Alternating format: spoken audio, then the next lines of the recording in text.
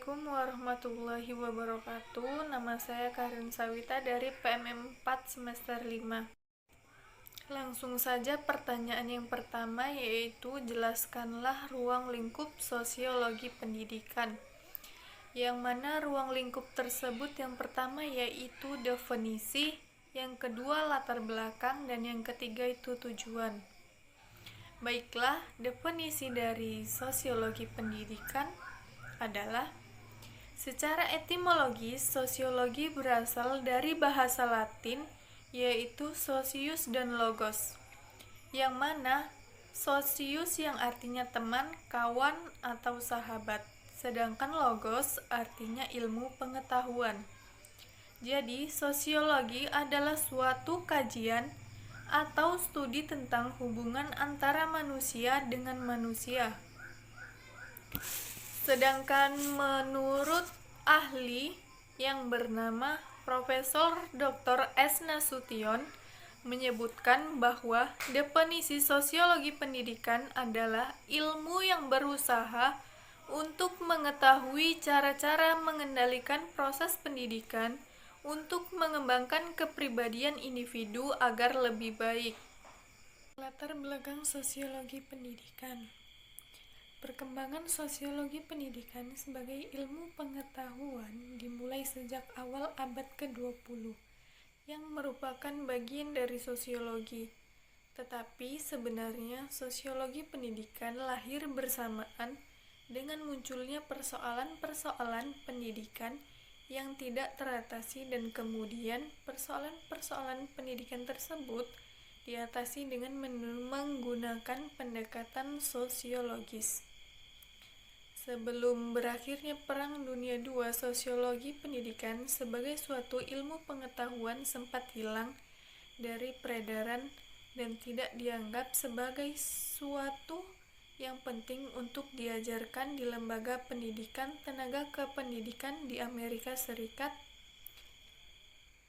Setelah Perang Dunia Kedua, perkembangan masyarakat mengalami perubahan secara drastis. Dinamika masyarakat dunia menginginkan adanya perubahan dalam menyahuti perkembangan dan kebutuhan baru terhadap penyesuaian perilaku lembaga pendidikan. Dalam menyikapi perlunya dimensi pendidikan menjadi instrumen terpenting dalam memajukan masyarakat. Karena itu, disiplin sosiologi pendidikan yang sempat tenggelam tersebut dimunculkan kembali sebagai bagian dari ilmu penting di lembaga pendidikan tenaga kependidikan atau LPTK. Hilangnya nilai-nilai inti berarti disintegrasi sosial. Sumber dari padanya ialah perubahan sosial yang cepat. Pergeseran itulah yang merupakan sumber berbagai masalah sosial. Institusi pendidikan tidak mampu mengejar perubahan sosial yang cepat itu, disebabkan oleh kemajuan iptek yang menimbulkan berbagai kultural. Oleh karena itu, ahli sosiologi kemudian menyatukan pemikiran-pemikiran untuk memecahkan masalah pendidikan itu.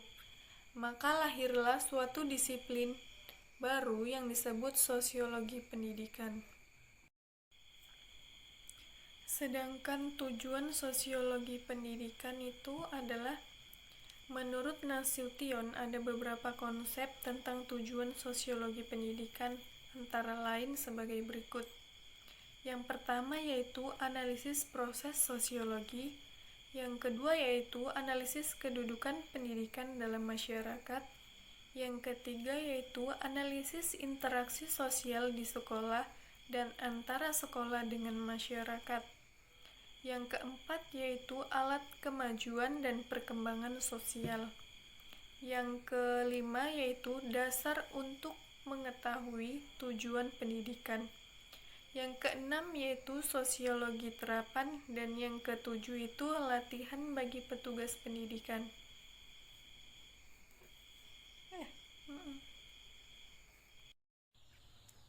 Soal yang kedua yaitu analisislah interaksi sosial yang terjadi selama pandemi COVID-19 yang ada di sekitar. Pembatasan sosial bertujuan untuk mencegah meluasnya penyebaran penyakit di wilayah tertentu.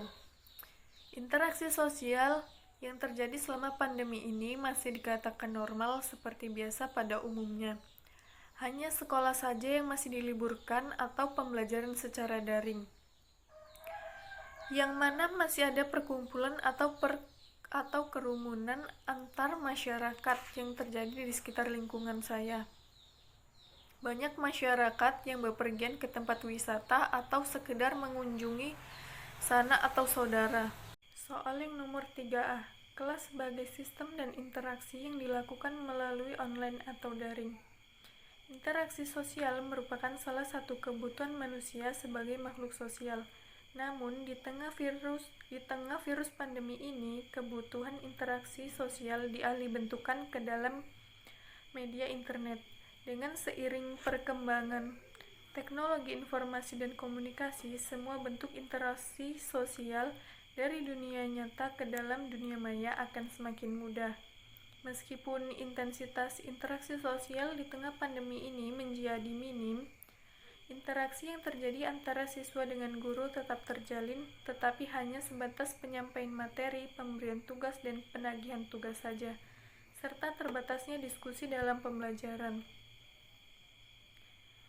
Berubahnya sistem pendidikan di Indonesia dari pembelajaran tatap muka di kelas menjadi pembelajaran jarak jauh atau berbasis internet, memberikan dampak positif dan negatif bagi siswa maupun guru. Dengan adanya pembelajaran jarak jauh, baik siswa maupun guru semakin melek teknologi, karena semakin berkembangnya teknologi, semakin banyak platform atau media belajar online yang disediakan seperti Zoom, Google Classroom, WhatsApp Group, dan lain sebagainya. Namun, tidak dapat hindari pula ada dampak negatif dari pembelajaran jarak jauh atau online, salah satunya yaitu berkurangnya interaksi antara siswa dengan guru dan antara siswa yang satu dengan yang lain dibanding dengan pembelajaran tatap muka. Yang kedua yaitu tidak jarang pula siswa menjadi hilang fokus sehingga pemahaman atas materi yang disampaikan guru tidak tersampaikan atau dipahami dengan baik oleh siswa. Yang ketiga yaitu pemberian tugas dari guru yang dirasa berat oleh sejumlah siswa karena tugas yang menumpuk atau waktu belajar yang sempit atau sedikit, serta kesulitannya koneksi internet yang dialami dalam mengakses media online yang digunakan.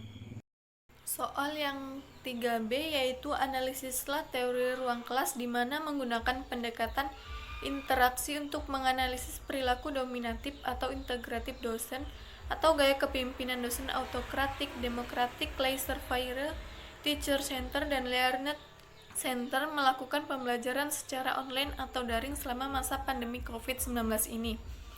Perilaku dominatif atau integratif dosen berkaitan dengan posisi guru atau dosen sebagai sumber kebenaran dan motivasi, serta inspirasi bagi peserta didik.